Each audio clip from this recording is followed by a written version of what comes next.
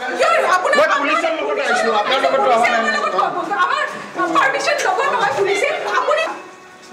আপুনি কিয় মনে মনে আছে ফোনটো কিয় উঠাব নিবিচাৰে আপুনি যদি ফোন দিয়ে এৰিয়া খবৰত আছে মই কি মনত মনে আছোঁ কিয় ফোনটো নুঠায় কাৰ ফোন কোন আছে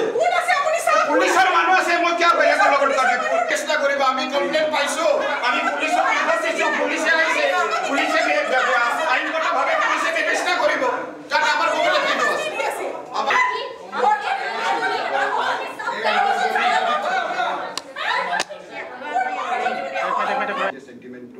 মই মোৰ চিনাকি হ'ল মই 16 নম্বৰ ৱাৰ্ডৰ পাৰিষদ এইটো 16 নম্বৰ ৱাৰ্ড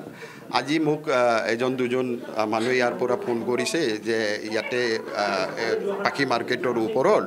আজি আমাৰ গো মাতা কেয়াত মানে তেওঁলোকে কুৰবানী বুলি কয় আৰু আমাৰ এটা হিন্দু এটা সেন্টিমেন্ট আছে আৰু যেহেতু ইয়াত বেছিভাগ মানুহে হিন্দু সমাজৰ মানুহ হয় গতিকে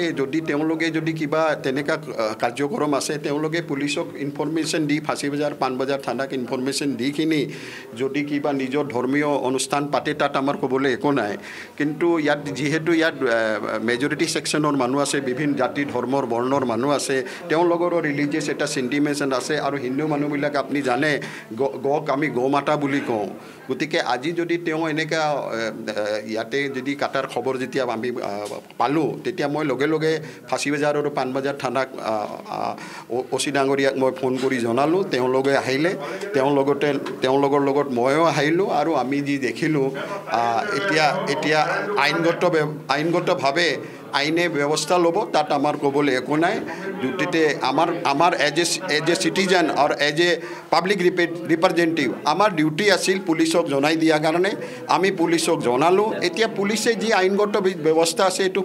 এইটো পুলিচে ল'ব এইটো আৰু it is a part of the police এইটো কোন হয় তেখেত কোন হয় যোনে যাৰ ঘৰত কটা হৈছে আৰু এটা ৰুমৰ মানে এই ছাইডত এটা কোঠা আছে তেওঁলোকৰ কোঠাৰ মালিক কোন আছে কোন নাই এইটো চব পুলিচে এতিয়া হেৰি চালি জাৰি কৰি এইটো চাব কিন্তু আমি যেতিয়া পুলিচৰ লগত আহিলোঁ তেতিয়া আমি চালোঁ যিবোৰ অৱস্থা আছে আপুনি নিজে চাইছে গতিকে এতিয়া now ball is in the court of the police আৰু according to the land of the law তেওঁলোকে যি ব্যৱস্থা ল'ব লাগে তেওঁলোকে ল'ব কিন্তু এটা কথা আছে যেতিয়া ঈদৰ দিনত মই সকলোক ইছলাম ধৰ্মী সমাজক মই ঈদৰ শুভেচ্ছা জনাইছোঁ কিন্তু এটা মেজৰিটি ছেকশ্যনৰ যি চেণ্টিমেণ্টছ আছে দেট শুড বি ৰেছপেক্টেড